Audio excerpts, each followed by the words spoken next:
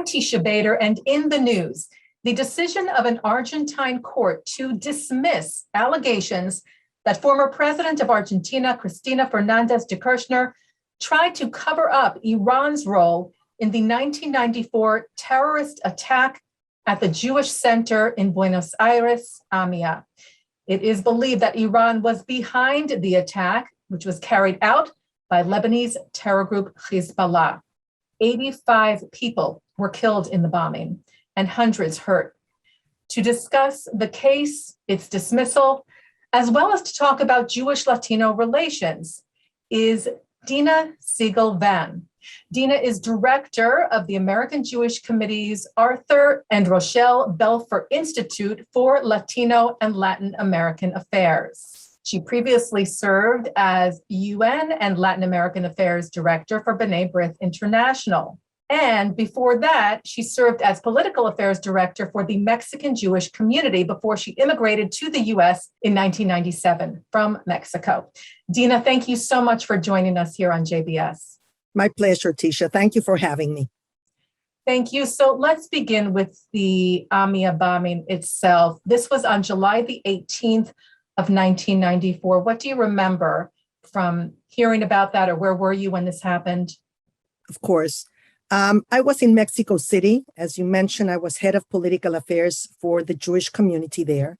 And it was the second time in 4 years that we heard about, in 2 years actually, that we heard about a terrorist attack in Argentina. As you remember, in 1992, there was a previous attack against the Israeli embassy in Buenos Aires. I had never been to Buenos Aires by then, in 1994. You know, as a good Mexican, we always looked at the United States and we looked at Europe. We never looked, down south. But I had friends of mine and colleagues that were Argentinian and that, had been Jewish Argentinian, and that, of course, the AMIA Center was the heart of Argentinian Jewry. And they were absolutely in shock that this could happen. We started looking at the images, which were horrific. We felt this sense, of course, of frustration, of impunity, because in 1992, we hadn't heard, there had not been anybody that had been brought to justice, very, very concerned about it. What we did was mobilize. It was political times in Mexico, so we mobilized the political candidates to denounce terrorism and particularly this attack against, Argentinian Jewry. So, of course, I remember it very, very well. Now, there was an initial investigation from Argentinian intelligence that came out with its conclusions, accused Iran of being behind the attack, and that they instructed Hezbollah to carry it out. But then it seems that nothing really happened for a very long time. Why is that? What was going on? This has been a very, very torturous process. In 1999, when I became director of Latin American Affairs for B'nai B'rith, I started traveling to Argentina. And of course, this increased manifold when I became director for AJC, of the Arthur and Rochelle Center, Belfer Center for Latino and Latin American Affairs. Every year since I remember, we have been in Argentina, trying to push for justice to be served and keeping the case alive in the court of public opinion. As everything in Argentina, this has become deeply politicized. I think that it took a while,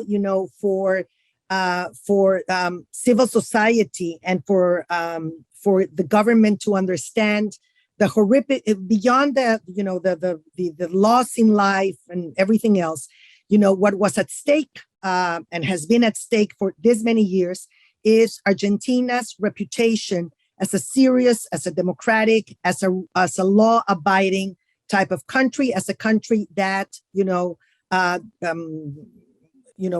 not suffer impunity and will bring those responsible to justice. It has been difficult because there was a cover-up. the Argentinian authorities themselves, and Iran always denied that it was, behind. Even today, it has denied that it was behind the attack. So it's been very, very difficult to move the process forward. But when Special Prosecutor Alberto Nisman came, who, by the way, he was appointed by President Nestor Kirchner, who is President Cristina Kirchner's husband. He was appointed as special prosecutor to the AMIA case. He started pushing, he started advancing in the case. At that point, I remember, going, being with him in his office and showing us how little remained of the original evidence, because a lot of the evidence had been tampered with, how little it remained. And, but he was able to produce a strong case against Iran. And as you know, Interpol issued red alerts against several of the Iranian officials, recognizing that they played an important role in masterminding the attack. So that was a very good development. Unfortunately, other than that, we haven't seen anything else happen up to now. So let's talk a bit about Special Prosecutor Nisman, who was Jewish and who really, as you said, is the person who, it seems like this was really the case of his lifetime. He pursued to try and find justice, and tragically was killed just days before he was supposed to testify to the Argentinian commission or lawmakers about his findings. This was in 2015. 2015. That he was killed. First, they said, "Oh, it's a suicide," and then it was obvious that he had been murdered, and that was recognized by Argentina some years later. Yes. But let's talk for a moment about this alleged cover-up. So when Nisman brought this case, issued some indictments, at the same time, President de Kirchner was going to sign an agreement with Iran for Argentina and Iran to investigate an attack which it is believed Iran was behind together. It sounds like the craziest thing. It sounds so ridiculous to say, okay, let's look into this together. She must have known, she knew about this evidence, I would imagine, that was, against Iranian officials. So it just sounds like truth being stranger than fiction in this case. It is. And in Argentina, everything, truth is always stranger than fiction. I mean, that is unfortunately or fortunately one of the norms, not only with the AMIA case, but with other cases, in other pending justice cases. But it's important to remember that, President Cristina Kirchner signed the memorandum of understanding before, not when she had signed it several months before Prosecutor Nisman was found dead. So, she had already signed that. She had said, because we met with the Ambassador Timmerman, David Harris and I met with him here in Washington. We had been very critical. We have always been excellent friends of Argentina, of the relationship with the United States and with Israel. We think that Argentina is much more and has been much more than the AMIA case. But we were really, very concerned about the fact that they had signed, like you said, it was like, how can you give provide such cover to Iran when, we know, and she knew that Iran, and she had been in agreement that Iran was behind it. She claimed that what she was trying to do, basically, because Iran was not recognizing there was no advancement, that she wanted to move the process forward. Several years later, when she ran for president, vice president, that she's now the vice president of Argentina, she said that, and she wrote a book, and she said that it had been a very clumsy move, but that there was no criminal intent behind it, that she was not trying to, exculpate Iran in any way, was not providing cover or anything. So, this has been also part of this torturous process that I said, and deeply politicized, because at that point there were elections, and the incoming government of President Macri, or he was running for office, took Prosecutor Nisman's death as a banner, saying, impunity, AMIA, etc., and, accused really the president of being behind it. The truth is that there's no proof that she was behind. Number one, the murder of Prosecutor Nisman. Up to today, nobody knows who was behind it. We were very close friends of Prosecutor Nisman. In fact, we were in Argentina when he first came back from Morocco, where Interpol had issued these red alerts against the Iranian officials, and David Harris and I and leaders of the Jewish community met with him for a briefing. And then we brought him to the U.S.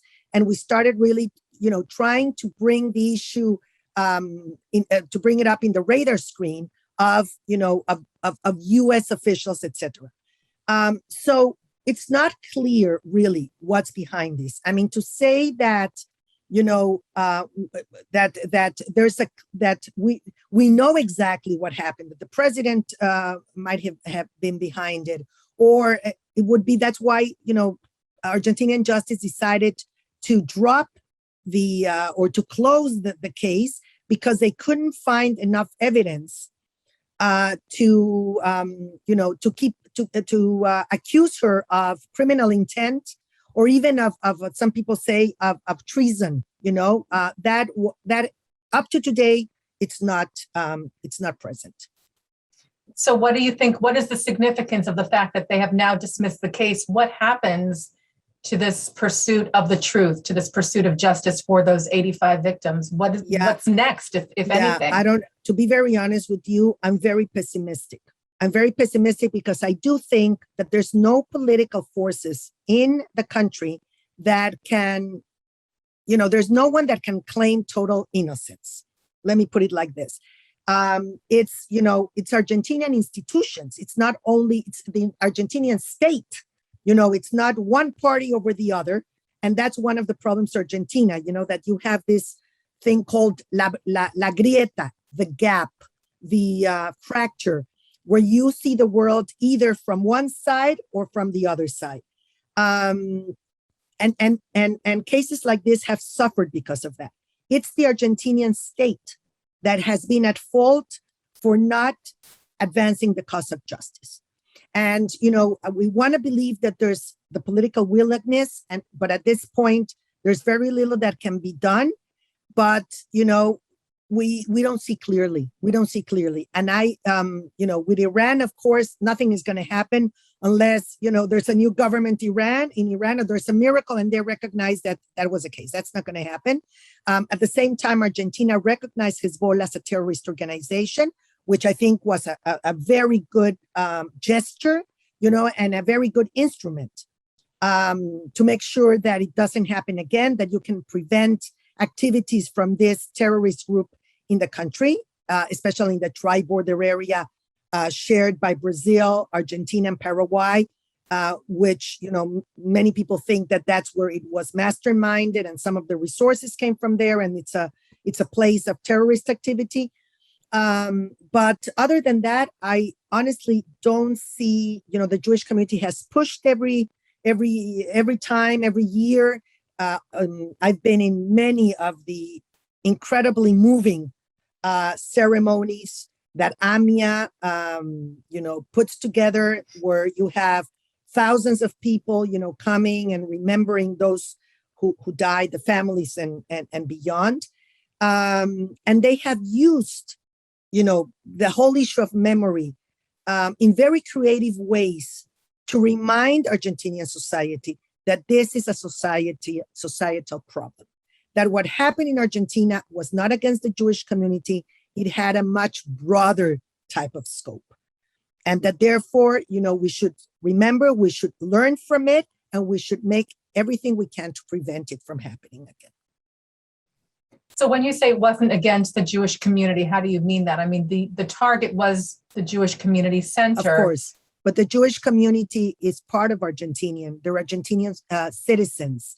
A country where you have this type of issues happening means that there's something rotten in that country. So I think that it really shook Argentinian society, which had experienced anti-Semitism, from the right, from the left, but during the military dictatorship, neo-Nazism, anti-Semitism linked to the Catholic Church, to conservative. Suddenly, this happened, and it really made Argentinian society look very, very closely at itself and say, what is going on here? Remember that from those 85 people who died, many were not Jewish. You had people from all, different religions and citizenships that died. Not all were Argentinian, not all were Jews.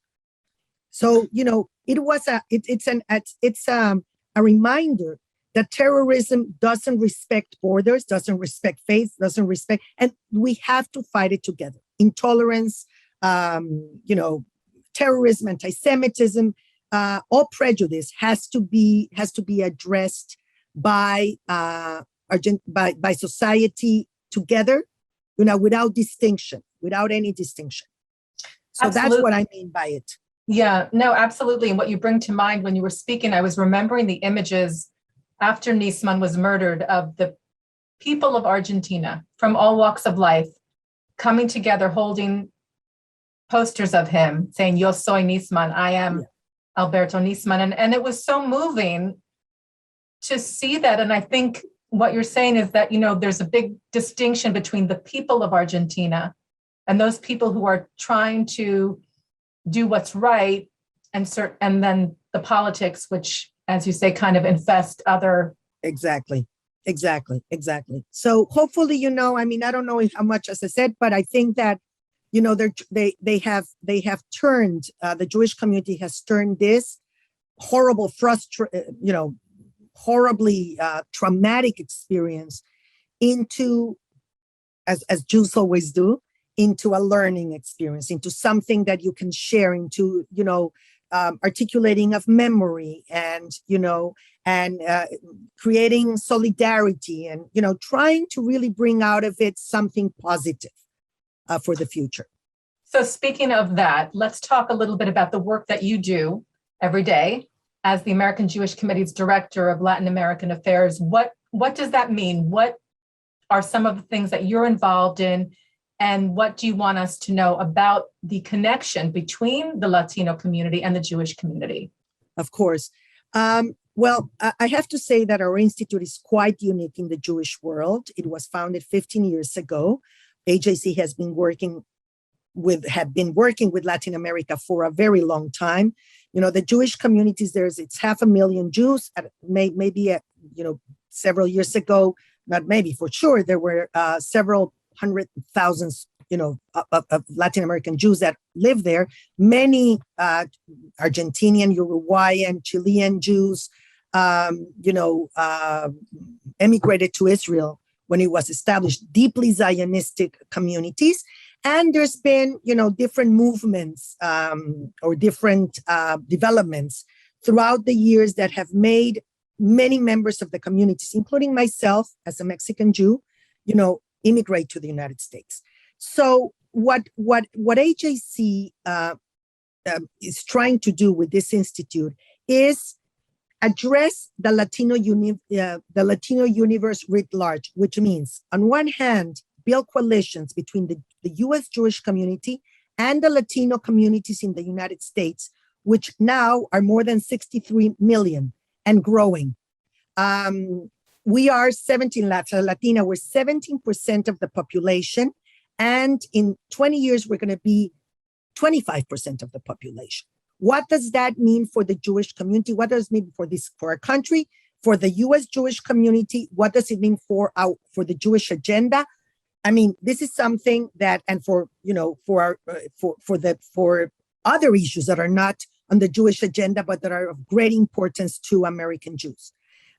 We believe that with Latinos, we can forge, a coalition to address shared and individual issues, because we have lots of commonalities. We have shared historical chapters. and geographical chapters, whether in Latin America or Spain or Portugal, when when we sailed together, in the 15th century towards a new world, because we have common values, family, faith, community, because we care about anti-Semitism and hate crimes of every sort, because we're immigrants. Some of us are recent immigrants. Some of us have, our children or grandchildren or great-grandchildren of immigrants. And we care also as diasporas. We're diaspora communities. You have a lot, I'm a double diaspora, because I'm part of the Mexican-American diaspora, and I'm part of the Jewish diaspora, which is more of our ancestral homeland. But that creates a common language. And we're trying to do a lot of work together. I've been, I've seen how from total indifference, 15 years ago or 20 years ago when I started working in this, things have changed a great deal. And both many US Latinos and Jews see eye to eye and feel a sense of partnership and solidarity. I also work with the other side of the border. I also work with Latin America, with their governments, with their civil societies, with opinion leaders of every sort that are interested in topics such as democracy, such as human rights, and of course, anti-Semitism, and as part of this struggle for human rights. We care about the well-being of these Jewish communities.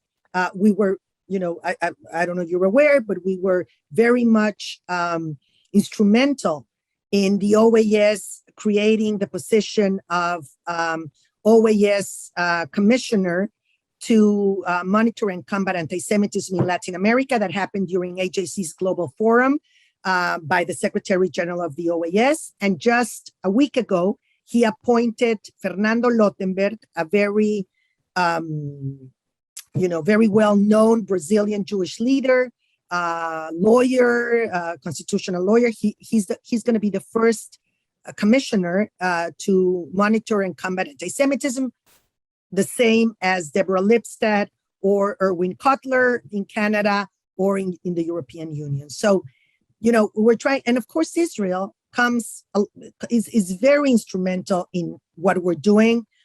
Relations with Israel and Latin America. People forget that Latin America was very important in the establishment of the State of Israel, that it was a Guatemalan diplomat, Garcia Granados, who was the head of UNSCOP, of this committee that in 1947 was led the let's say the research to recommend to the UN if there should be two states, a Jewish state and an Arab state. And it was him who rallied the forces, many of them Latin American diplomats, who said, yes, we're going to establish a Jewish state. Wow. And it was Uruguay, which was one of the first countries that established relations with Israel, and many others. So there's really a history, a rich history between Latin America and Israel that I don't think is well known, throughout the world, and that has to be said over and over again. It's so important. I agree with you. And in fact, the American Jewish Committee posted a video, I think for Hispanic Heritage Month, which is ending, and of the commonalities, of the history between the two communities, the Jewish community, the Latino community. There were things I didn't know about that I wasn't aware of. I thought it was so interesting. And you're talking about the incredible critical connection to the State of Israel.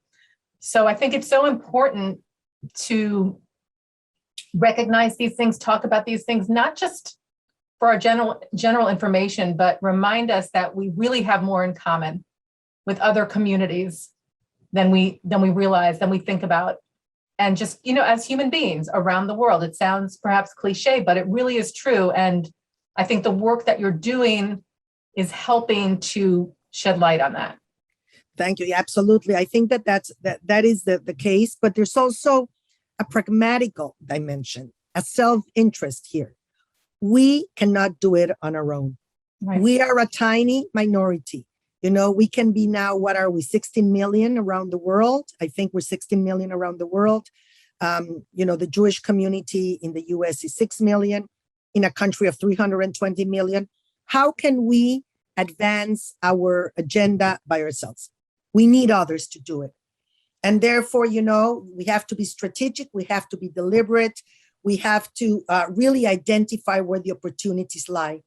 And, you know, as a Latina Jew, you know, like me, there's 200,000 Latino Jews in the United States that can act as very effective bridges between both communities that speak, you know, the literal and the figurative languages, cultural languages of Latinos and Jews, and that can really convey, you know, this sense of partnership, of allyship that we're trying to build. So important, Dina, and thank you also for your input on the case that was dropped. I'm sorry that I couldn't be more, you know, I would love to have been, but it's really one of the frustrating things. It's that the lack of clarity, the lack of, you know, and it's year after year, it's very, very difficult to see clearly and, you know, to sift through all that. You know, again, I'm always very admiring of what the Jewish community, our AMIA partners have done with the experience, you know, and turn it into something that that really, like, you know, that can really, you know, while still hoping that justice will be served, because that was something that you will never stop doing, that you can build towards the future, you know? Absolutely, absolutely. And every year, the anniversary is marked by Jewish organizations around the world, by the families. We will continue to honor them and remember what happened. And as you said, not just to Jews, but people from all religions and backgrounds were killed because of terrorism. And that is certainly something that we can unite and make sure that we at least honor their memories. And as you said, hopefully one day justice will be served. And in the meantime, the work that you're doing is greatly appreciated. And thank you so much for taking the time to join us on JBS. And I hope you'll be able to come back, discuss some other issues, and maybe, hopefully, with something positive happening in the case in Argentina. Thank you so much, Tisha. And I really, I'm always available and willing to join you. Thank you so much for the opportunity. Thank you. Dina Siegel Vann is Director for the American Jewish Committee's Arthur and Rochelle Belfer Institute for Latino and Latin American Affairs. We thank her so much for joining us here on JBS. And thanks, as always, to our director, Sloan Copeland, Managing Director, Dara Golub, our technical manager, Michael Paley, transmission manager, John McDevitt, producer, Carol Lilienthal, and thank you, of course, for watching In the News here on JBS. I'm Tisha Bader. Be well.